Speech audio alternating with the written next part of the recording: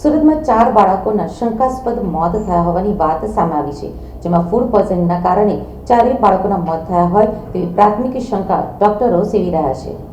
આ સમગ્ર ઘટનામાં 4 બાળકોનું હાલમાં પોસ્ટમોર્ટમ કરાઈ રહ્યું છે, જેમાં સાચો રિપોર્ટ આવશે ત્યારબાદ કારણ જાણવા મળશે કે શેના કારણે મોત થયા છે। પરંતુ આઈસ્ક્રીમનો કોન ખાધો ત્યારબાદ મોત થયું હોય તેવી માહિતી માતા પિતા પાસેથી મળી રહી છે। બાળકોને પ્રાથમિક સારવાર મળે તે પહેલા જ મોત થઈ ગયા હતા, તો સુરત હોસ્પિટલનું તંત્ર પણ દોડતું થઈ ગયું છે। તમામને ઝાડા ઉલટી થયા હતા અને આ ઘટના બની છે। સચિન જીઆઈડીસી સ્થિત પાલી ગામે આ બનાવ બન્યો હતો અને સચિન જીઆઈડીસી પોલીસે તપાસ હાથ ધરી છે।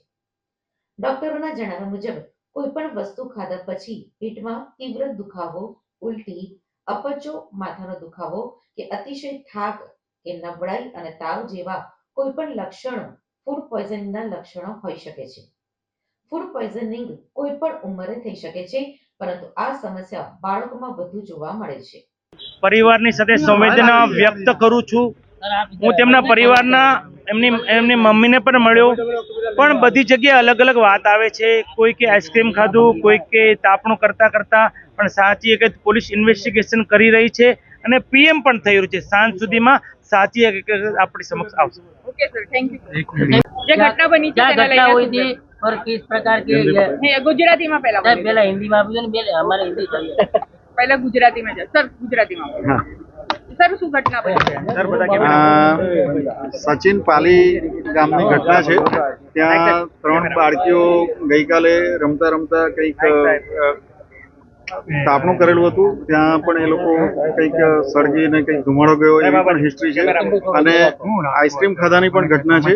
પણ આજે સવારે અત્યારે એક મધરને મળ્યા જેની બાળકી એક્સપાયર થઈ ગઈ છે, અહીંયા જ સામે જ છે, આપ પણ હતા। તો એ માં ચોખ્ખું કહે છે કે મારી પાસે પૈસા જ નથી, મારી બાળકીએ આઈસ્ક્રીમ ખાધું નથી અને તેમ છતાં એ તાપણું કરીને કંઈક ધુમાડો લાગ્યો અને તરત જ બેહોશ જેવી થવા માંડી અને ઉલટી થઈ અને એને અહીંયા લઈ આવ્યા અને એક્સપાયર થઈ ગયા। એટલે સચિન લઈ ગયા અને ત્યાં એક્સપાયર થઈ સર ગયા। હવે પીએમ કરવામાં આવશે?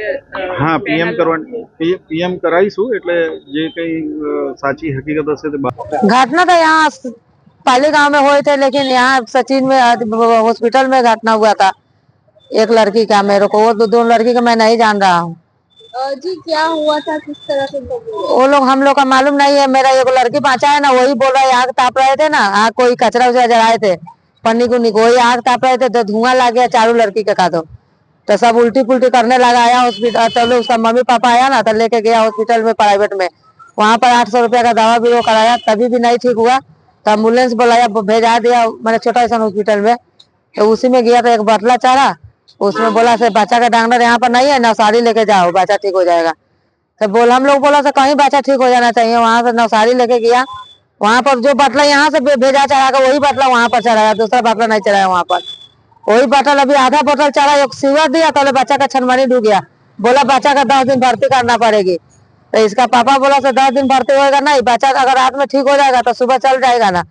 तो बोला नहीं 10 दिन भर्ती होना पड़ेगा, तब यहाँ पर भर्ती लो ना, तो बच्चा उठा के जाओ। वहाँ पर डॉक्टर साहब बोला। तब हम लोग बोला सर जब आया एम्बुलेंस अथी में हॉस्पिटल में, तब बच्चा ठीक हो जाना चाहिए ना। तब बोला हाँ सर ठीक हो जाएगा।